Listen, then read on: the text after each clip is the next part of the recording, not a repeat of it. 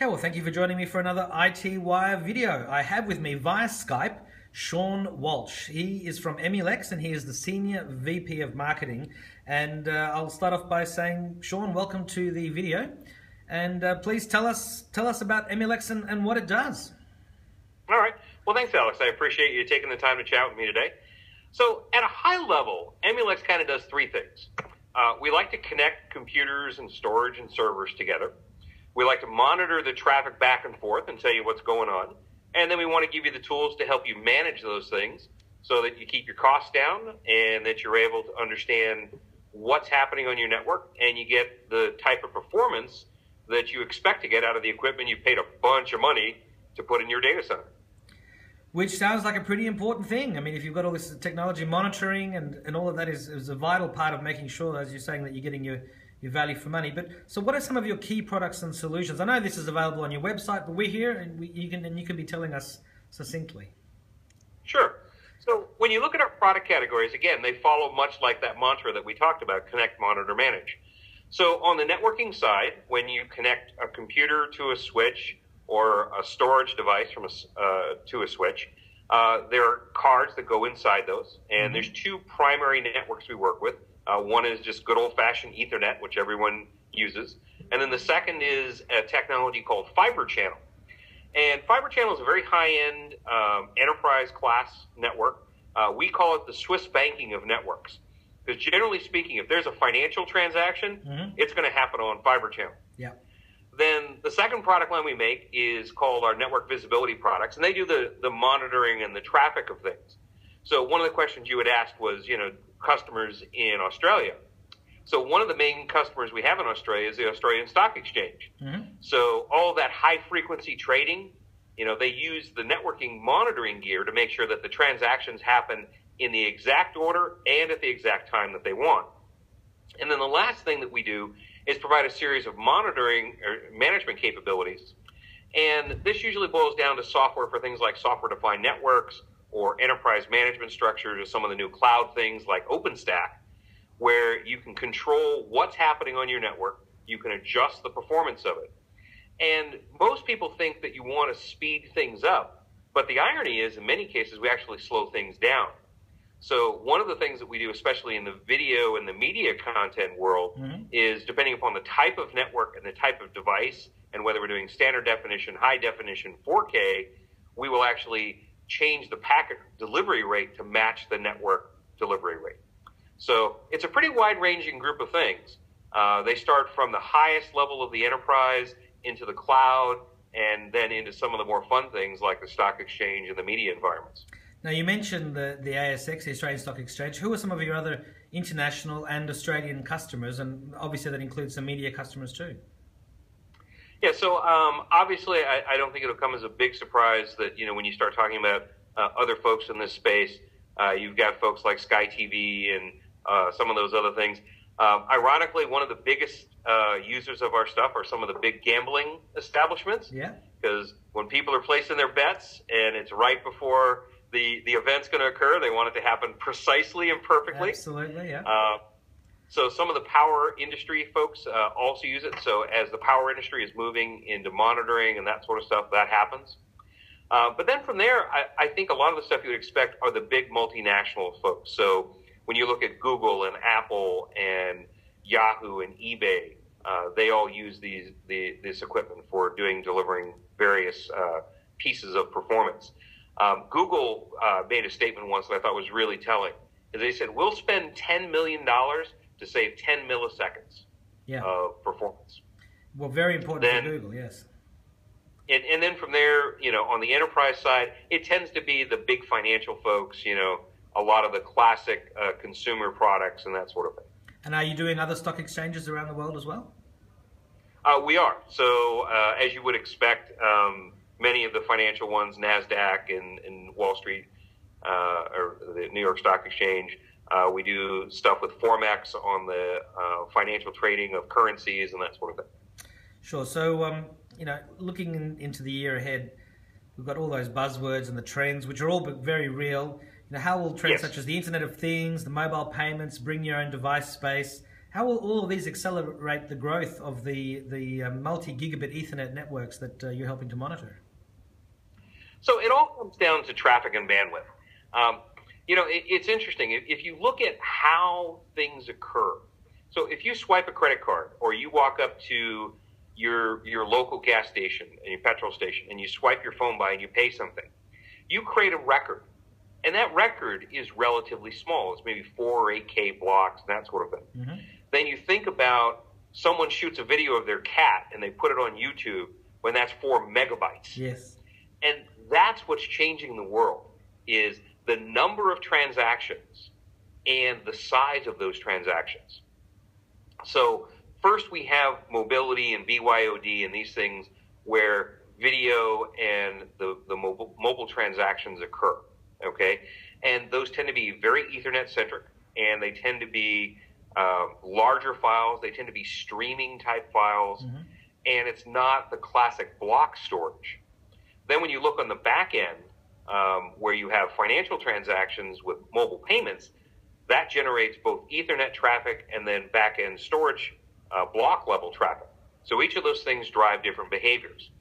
Then when you think about the Internet of Things, where our clothing, our cars, all these other different devices in our lives generate data, again, networks to transmit them, blocks to store them, and each of those things just keeps adding to the pie.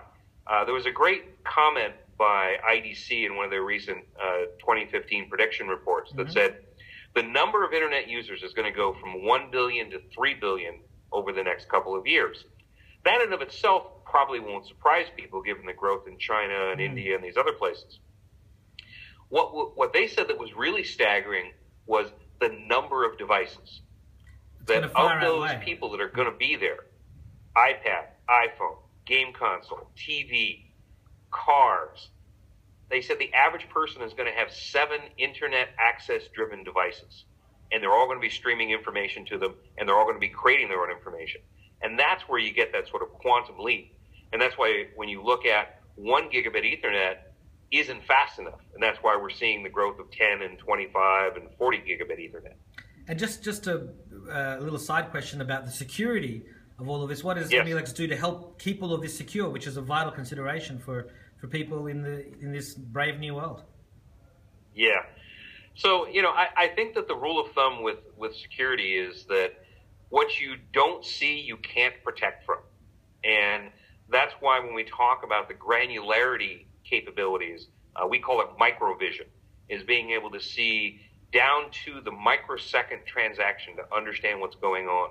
The more granular that you can see things, the more you can protect yourself against. And it's done in partnership. So we have one level, which is the network monitoring and recording capability. Mm-hmm. And it's really like watching a television show. We sit on that network channel, and it's like you walk in the room, you see something coming in off your satellite, and you go, hey, that show started 5 minutes ago. You click the button, and you create an event. It rolls the film back 5 minutes, records the entire show, and then you can watch it later. Well, that's kind of what we do with security software, is when they start to see a series of events, we're sort of recording a buffer. Mm-hmm. And when they do that, we take a snapshot, hold it in place, and then let them go do that forensic work on it to make sure that it's there. So there's two pieces to the equation. One is what we do with networking technology. So to create those private tunnels between mm-hmm. your device and the data center, there's a couple of technologies that we've implemented, one called NVGRE and the other was VXLAN. Mm-hmm. More acronym gobbledygook. Yeah. It's part of what marketing people do. We invent these things, so we have jobs. But essentially what it is a virtual private network over the cloud. Mm-hmm. Then the other thing that we do is then, of course, record that traffic. And if you do see something that looks like an anomaly, we can then go and give you the forensic level detail that you need to assess that risk and look at the security implications.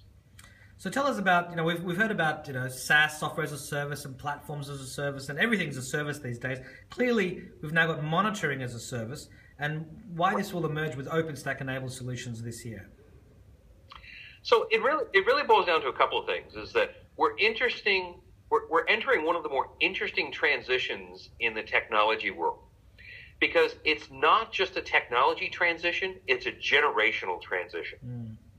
So there was an enterprise strategy group did a bit of research a little while back, and they talked to CIOs, and instead of looking at just asking the size of the company and how many employees, they asked how old the CIO was. And generally speaking, if you were a CIO under 35, Amazon Web Service was your number one strategic partner. If you were a CIO over 45, it was IBM or Microsoft or Oracle. Yeah. And I think that part of the reason we're seeing this as a service thing grow is it's not just a cost savings thing, it's a generational thing. It's a completely different paradigm of thinking. There was a great book that was written in the 80s, and it was called Paradigms, and it was talking about how people solve problems from their perspective. And my favorite example of that was, why do we call bicycle seats saddles? Yep. Because they were invented by people who were going from horseback to bicycles. If they'd thought about it, that would probably not have been the shape that they would have picked for comfort. And that's what we're talking about here, is that this generation is much more comfortable with a completely different paradigm, where they don't feel the need to own everything.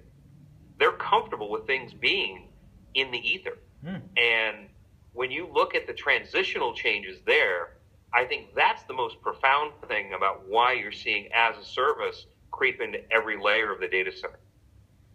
So how important will granular monitoring for device attribution be to the virtual network in the future? So it's going to be vital going forward. And in every technology problem, you have to know what root cause is.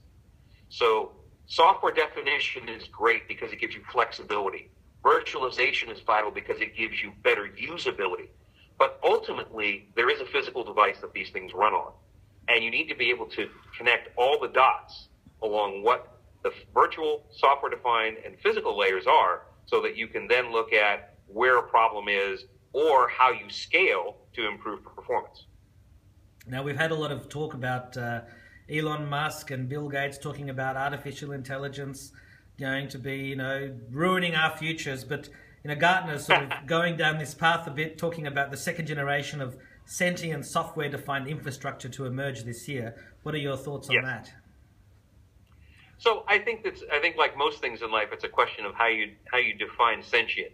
Yeah. So and whether there's an off switch or a kill switch. I'm sorry? And whether there's a kill switch or not. That's right. Organized by humans. There's actually a great new movie coming out based on a book that I read called Chappie. Oh yeah, I've seen the trailer. It looks fantastic. And I think the part that always makes it difficult, whether you're a fan of the Terminator and you fear Skynet coming in, or you believe in Asimov's 3 laws of robotics that always protect human beings. Yeah.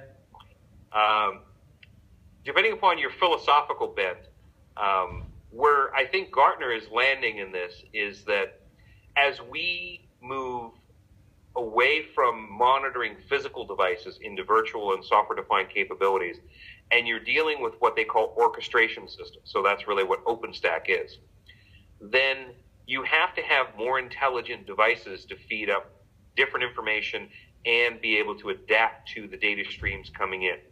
So I think that's where when Gartner talks about that sentient capability, that's what they're talking about. Do I think that it is truly intelligent storage?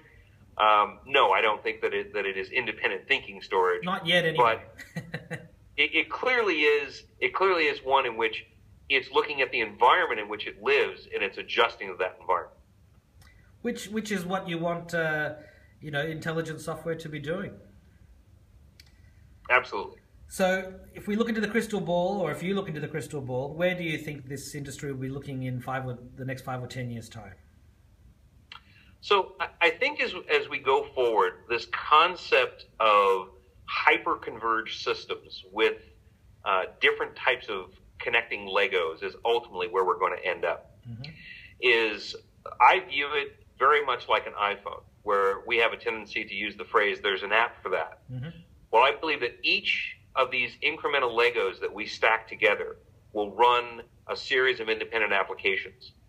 and they will then mash those things together to solve IT computing problems. And in that world, I actually think what we're going to see is much more microtransactions and micro delivery of capabilities that have dynamic properties versus the classic large data centers that we've seen in the past. And when I look at people that I know that are starting companies today, their focus is, how do I get the right amount of bandwidth into my building, and how do I make sure that I have the right connectivity between my co-location or my as-a-service provider, not what do I need to build myself. And I think that as we become more and more comfortable with that platform, you will see more and more of this sort of micro delivery of IT services going forward. So what would your final message be to iTWire viewers and readers, and to your current and potential customers and partners? I think for a couple things, I have a bit of OCD. I do everything in 3, 5s, and 7s. Yeah. So I'm going to go for 3 points here. Go for it. I think that if you're looking at it from your IT planning perspective, you really do have to look at the scale capabilities of these as-a-service or cloud-based solutions. It's not about it's the cool thing to do or it's a cost-effective thing to do. It's about what is going to make your business the most competitive and the most flexible going forward. So I think that is really the key elements they have to look at when they look at IT. The second part is the fact that this fundamental trend, virtualization was only the first step, software definition will be the second step, and mashable orchestration will be the third step. And that when you look at what we're doing at Emulex, we're aware of these transitions, and we're a company that's trying to help you have the right tools in order to do that. And most importantly, you're going to be paying for these things as a service. And we're going to give you the tools that let you know that you're getting your money's worth. Anything else you'd like to mention whilst we're here? No, that's about it. Okay, Shaun. Well, thank you very much, and hope to meet you when you come down to Australia. I look forward to it, and thanks for your time. Thank you.